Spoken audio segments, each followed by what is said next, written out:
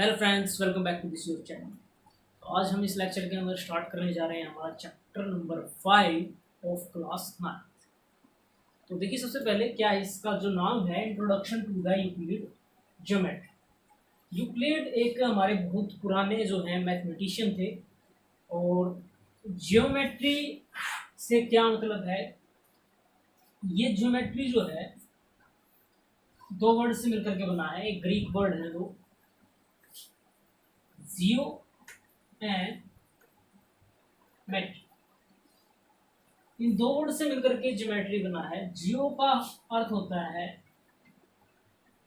अर्थ means पृथ्वी, और मेट्रियन means major करना।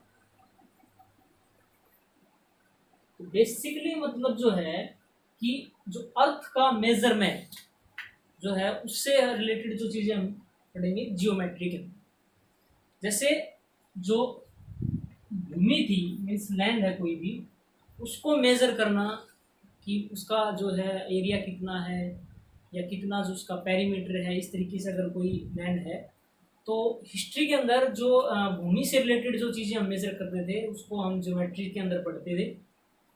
और डे बाय डे जितने भी हमने अलग से जो है प्रैक्टिकल की और अलग अलग तरीके हमने ईजाद किए, उसके अकॉर्डिंग उसकी जो है उन चीज़ों को हम ज्योमेट्री के अंदर हम पढ़ने लगे।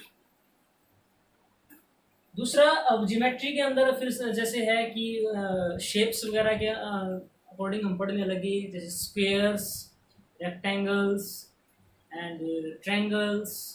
इस तरीके के जितने भी पॉलीगन्स, तो उनके पेरीमीटर्स या एरियाज या वॉल्यूम, तो इस तरीके की जो चीज़ें हैं जो है हम ज्योमेट्री के अंदर डिस्कस कर लेंगे।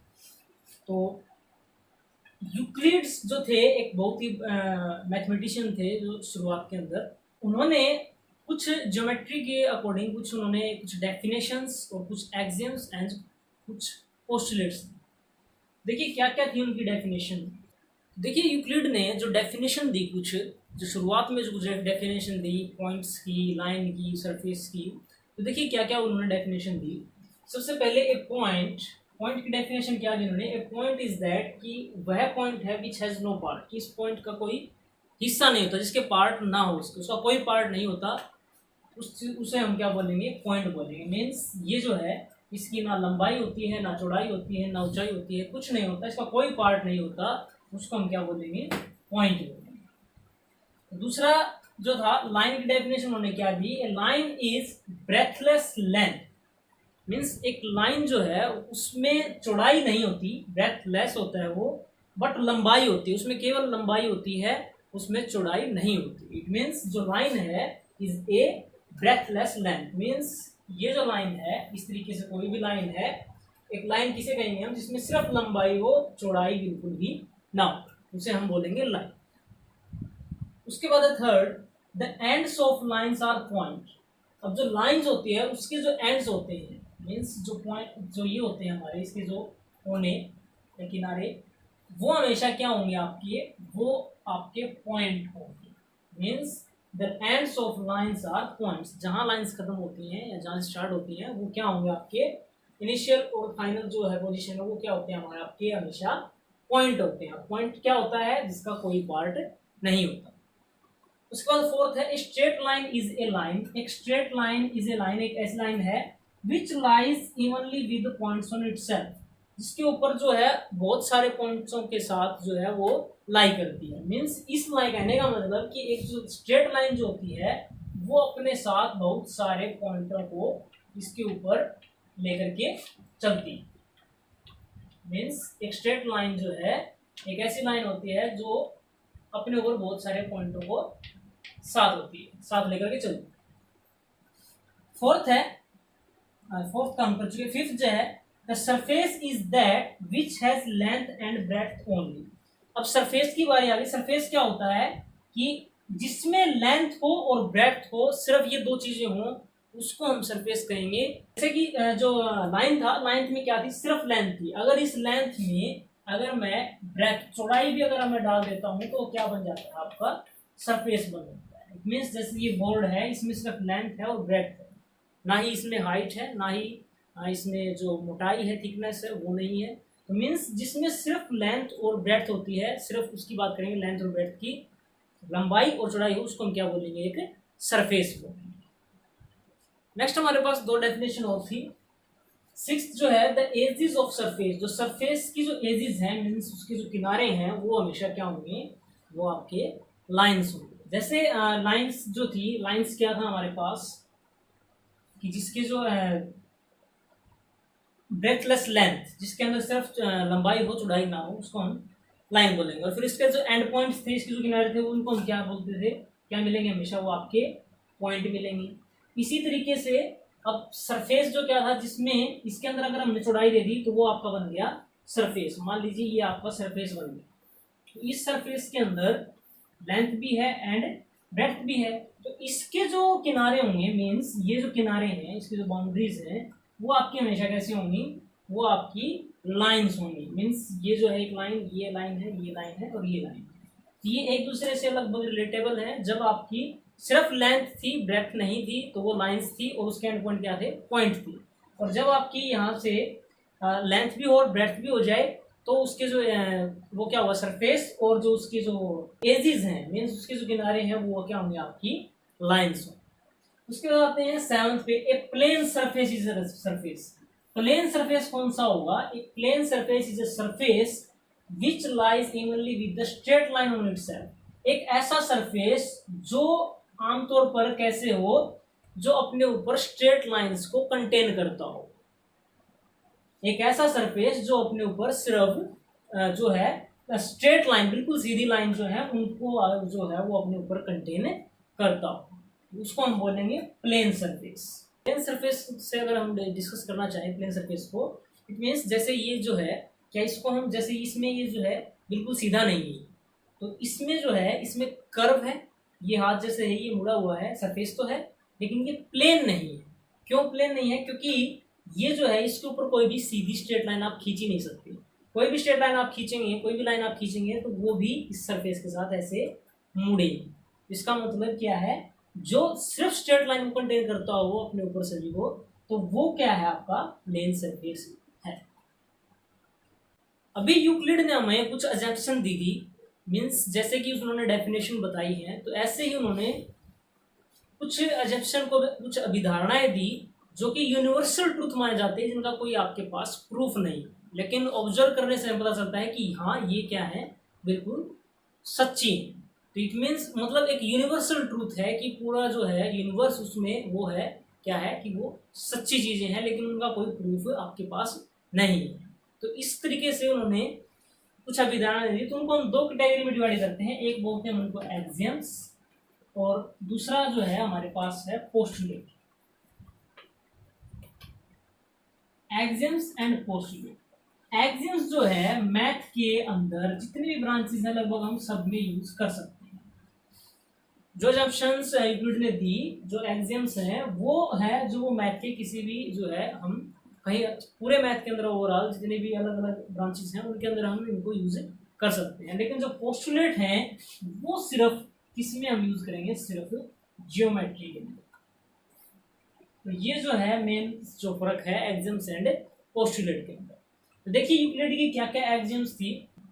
तो यूक्लिड एक्सियम्स हमारे पास देखिए कितने, 7 एक्सियम्स हैं, 5 यहाँ पर हैं, 2 हम बाद में डिस्कस करेंगे। देखिए हमारे पास पहली जो एक्सियम्स है वो क्या है, things which are equal to same things.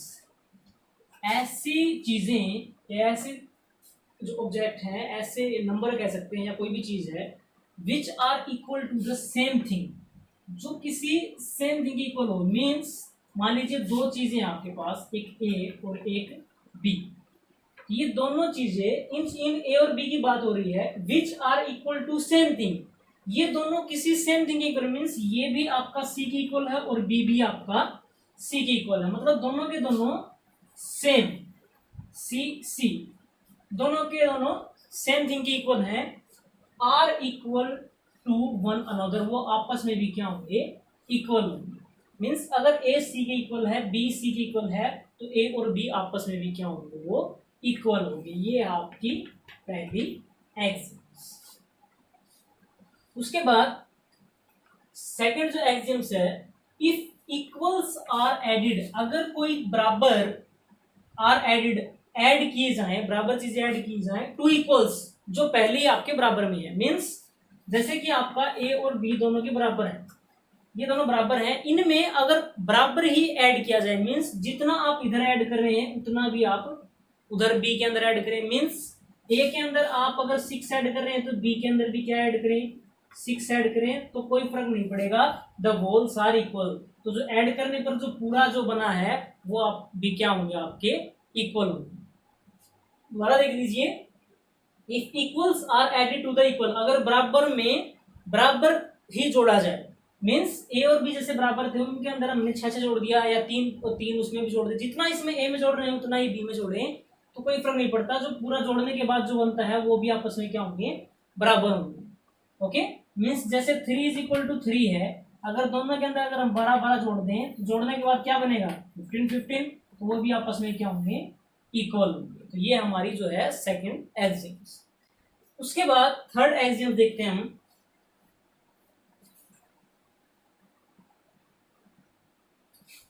उसके बाद थर्ड एक्सियम्स हमारी, if equals are subtracted from equals, if equals are subtracted, अगर बराबर घटाया जाए, पहले ऐड किया था अब घटाया जाए, फ्रॉम इक्वल्स, ये बराबर में से, मीन्स ए और बी अगर बराबर हैं उनमें से बराबर बराबर घटाया जाए, मीन्स जितना आप इस ए में से घटा रहे हैं उतना ही बी में से घटाना है।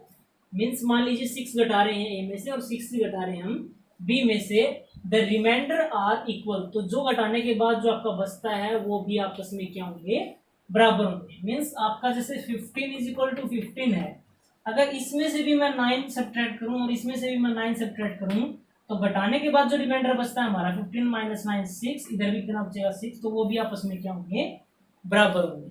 ये है हमारी थर्ड एक्सियम्स। उसके बाद फोर्थ एक्सियम्स क्या है,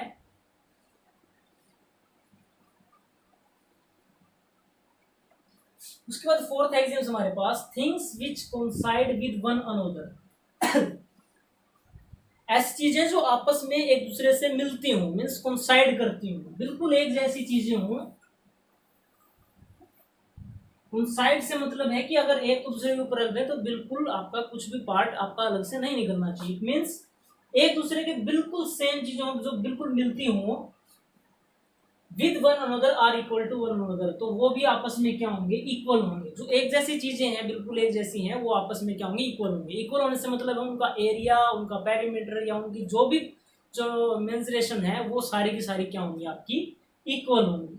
मीन्स जैसे ये जो सर्कल है, अगर ये सर्कल और ये सर्कल एक जैसे हैं बिल्कुल, मीन्स अगर इस सर्कल को इसके ऊपर रख दें तो कुछ भी ना तो ये छोटा रहता है ना ही बड़ा रहता है, बिल्कुल सेम है, तो ये दोनों आपस में इक्वल होंगे। इक्वल होने से मतलब इनका एरिया भी इक्वल होगा, इनकी रेडियस भी इक्वल होगी, इनका पेरीमीटर भी, सरकमफ्रेंस भी इक्वल होगी, तो सारी चीजें जो है इसकी वो क्या होंगी, इक्वल होंगी। फिफ्थ एक्सियम क्या हमारे पास, the whole is greater than the part. The whole, whole जो है मीन्स पूरा का जो पूरा है, कोई भी चीज है, मान लीजिए ये जो है बॉक्स ले लीजिए आप, is greater than the part, इसके किसी हिस्से से, अगर इसका कोई हिस्सा कर दें हम, मान लीजिए इसका कोई हिस्सा ये ले लेते हैं हम, तो ये कोई हिस्सा हमने ले लिया, इसका जो ये हिस्सा है निकाल के हमने याद किया, तो जो पूरा है वो इसके हिस्से से हमेशा क्या होगा, बड़ा होगा। तो ये है हमारी फिफ्थ एक्सियम्स की, जो है किसी जो पूरा है उसका अगर कोई आप पार्ट ले रहे हैं तो जो पूरा जो है वो उस पार्ट से हमेशा क्या रहेगा, बड़ा रहेगा। The whole is greater than the part, जो पूरा का पूरा है वो किसी उसके पार्ट से क्या रहेगा, हमेशा बड़ा रहेगा। नेक्स्ट हमारे पास लास्ट की दो axioms, sixth and seventh, things which are double of same things, means ऐसी जो हैं कि जो सेम थिंग्स हैं, सेम थिंग्स का मतलब जैसे एक जैसी हैं, मीन्स दो जो चीजें हैं दोनों की दोनों क्या हैं, इक्वल। सेम थिंग्स से मतलब दोनों की दोनों क्या हैं, इक्वल हैं। Are equal to one another, means जो ऐसी चीजें जो सेम थिंग्स मीन्स जो बराबर हैं, ऐसी थिंग्स का जो डबल है, मीन्स इसका भी डबल कर दें, मीन्स डबल से मतलब 2 से मल्टीप्लाई कर दें और इसको भी 2 से मल्टीप्लाई कर दें, तो इनके जो डबल हैं वो भी क्या होंगे, are equal to one another, कि दो बराबर नंबर ले लें या दो बराबर चीजें हैं या कोई भी थिंग्स हैं, उनके जो डबल करेंगे तो वो भी आपस में क्या होंगे, बराबर होंगे। ओके, दूसरा है हमारे पास सेवंथ जो है एग्जाम्स क्या कह रही है, things which are halves. Halves means half का प्लूरल है ये यहाँ पर, कि जो हाफ का plural, half of same things, जैसे सेम थिंग ए और बी है, इनके जो आधा कर दें, आधा से मतलब अगर 2 से डिवाइड कर दें ए को भी और बी को भी, तो वो भी क्या होंगे, are equal to one another. ये दो बराबर थिंग्स हैं, अगर हम आधे आधे लेंगे तो वो भी आपस में क्या होंगे, बराबर होंगे। तो सिक्स्थ एक्सियम ये कहती है हमें कि जो सेम थिंग्स हैं उनके डबल आपस में बराबर होंगे, और जो सेम थिंग्स की, और सेवंथ एक्सियम क्या कहती है कि जो सेम थिंग उनके हाफ जो है वो आपस में क्या होंगे, बराबर होंगे। तो ये थी आपकी यूक्लिड की 7 एक्सियम्स जो आप बिल्कुल ध्यान रखेंगे। नेक्स्ट हमारे पास यूक्लिड की पोस्टुलेट्स। तो पोस्टुलेट हमारे पास 5 पोस्टुलेट्स हैं, तो धीरे धीरे हम इनको देखिए स्टडी करते हैं। पहली पोस्टुलेट हमारे पास, स्ट्रेट लाइन में बी ड्रॉन, एक स्ट्रेट लाइन खींची जा सकती है फ्रॉम एनी पॉइंट, किसी पॉइंट से, टू एनी अदर पॉइंट, किसी भी दूसरे पॉइंट तक। मीन्स एक पॉइंट से कोई भी दूसरे पॉइंट तक हम एक स्ट्रेट लाइन खींच सकते हैं। मीन्स आपका कोई पॉइंट इधर है और एक पॉइंट और कहीं इधर ले लें हम, तो यहाँ से यहाँ तक हम एक स्ट्रेट लाइन खींच सकते हैं। तो ये क्या है, हमारी फर्स्ट पोस्टुलेट है। और इसी के आधार पर हम एक एक्सियम्स भी करते हैं कि जो दो पॉइंट्स हैं उनसे केवल और केवल एक ही लाइन खींची जा सकती है। तो इसको आप इस एक्सियम्स को भी ध्यान रखेंगे, जो कि इस पोस्टुलेट से ही हम कह पाते हैं कि एक जो फर्स्ट पोस्टुलेट है वो क्या है हमारी, स्ट्रेट लाइंस में be drawn from any point two any other point, कि एक पॉइंट से किसी दूसरे पॉइंट तक हम एक स्ट्रेट लाइन खींच सकते हैं। उसके बाद हमारे पास second postulate, a terminated line can be produced indefinitely. एक टर्मिनेटेड लाइन है, मीन्स हम कोई भी अगर कोई लाइन खींचते हैं इस तरीके से, तो एक जो है किसी भी लाइन का टुकड़ा, तो इसके जो एंड पॉइंट्स है कैन बी प्रोड्यूस्ड, इसको बढ़ाया जा सकता है इंडेफिनेटली, कितना भी बड़ा हम इंडेफिनेटली अनिश्चित तौर के ऊपर। मीन्स आप इधर भी आप इसको जो है आप बढ़ा सकते हैं और इधर भी आप इसको बढ़ा सकते हैं इंडेफिनेटली। मीन्स आप ये जो है आपका कहीं पर भी रुकेगा ही नहीं, आप कितना भी अपनी मर्जी से कितना भी आप दूर इसको बढ़ा सकते हैं। तो सेकंड पोस्टुलेट क्या है हमारी, a terminated line can be produced indefinitely, कि ए टर्मिनेटेड लाइन को इनडेफिनेटली रूप से आप क्या हो सकता है, बढ़ाया जा सकता है दोनों तरफ से। नेक्स्ट हमारे पास थर्ड पोस्टुलेट, ए सर्कल जो है कैन बी ड्रॉन, खींचा जा सकता है विद एनी सेंटर, कोई भी सेंटर, कहीं पर भी कोई पॉइंट हो आप कहीं पर भी सेंटर ले सकते हैं, एंड विद एनी रेडियस, और किसी भी रेडियस का, किसी भी सेंटर का और किसी भी रेडियस का आप एक सर्कल खींच सकते हैं। मीन्स कोई भी आप सेंटर लेकर के और कितनी भी रेडियस का आप एक सर्कल हमेशा ड्रॉ कर सकते हैं। तो ये है आपकी एक जो है थर्ड पोस्टुलेट, किसी भी सेंटर से और कितनी भी रेडियस लेकर के आप हमेशा क्या कर सकते हैं, एक सर्कल को खींच सकते हैं कहीं पर भी। उसके बाद फोर्थ पोस्टुलेट जो हमारी, और राइट एंगल्स, जितने भी राइट एंगल हैं, मीन्स ये हो गया या ये कह लें, या इस तरीके से ये भी एक राइट एंगल है, ये भी एक राइट एंगल है, ये भी अगर एक राइट एंगल, मीन्स तो वो क्या होंगे, आपस में एक दूसरे के बराबर होंगे, are equal to one another. ये सारे के सारे क्या होंगे, एक दूसरे के इक्वल होंगे। मीन्स सभी का जो है, सभी कितने डिग्री के होते हैं, 90 डिग्री के होते हैं। तो सारे के सारे राइट एंगल जो हैं वो किसकी इक्वल होंगे, मतलब सारे के सारे राइट एंगल हैं वो आपस में क्या होंगे, इक्वल होंगे। ये है हमारी फोर्थ पोस्टुलेट, जो कि बिल्कुल आसान सी थी, third and fourth postulate. Next हमारे पास फिफ्थ पोस्टुलेट, काफ़ी बड़ी है और काफ़ी इंपॉर्टेंट भी है। If a straight line falling on two straight line, कि अगर कोई स्ट्रेट लाइन जो कि दो स्ट्रेट लाइन के अगर ऊपर फॉल कर रही है, मीन्स गिरती है, makes interior angle on same side of it taken together less than 2 right angle.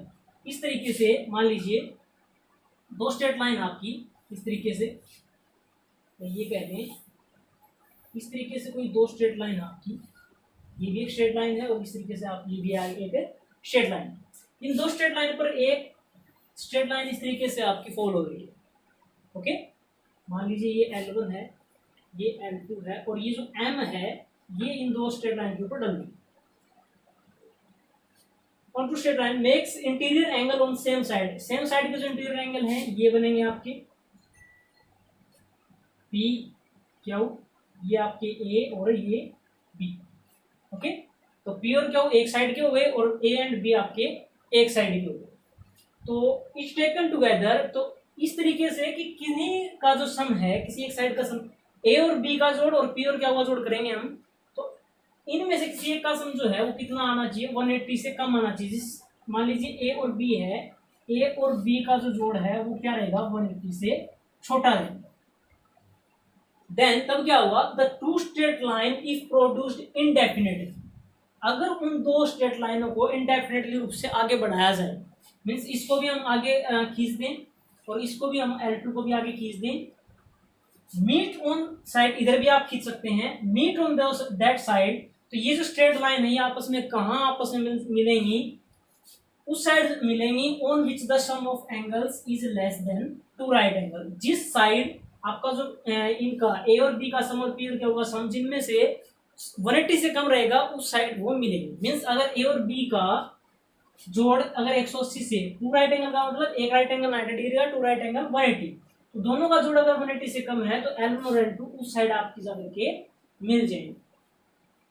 तो बेसिकली ये क्या है आपकी पोस्टुलेट, कि जो को इंटीरियर एंगल आपके बनते हैं, जिस साइड को इंटीरियर एंगल का सम 180 से कम रहता है, मीन्स जो इंटीरियर में एक ही साइड के जो एंगल हैं, जिस साइड 180 से कम रहता है उसी साइड जो है आपकी जो लाइंस हैं, अगर उनको हम आगे बढ़ाएं तो वो आपकी लाइंस क्या होंगी, आगे जाकर के मिल जाएंगी।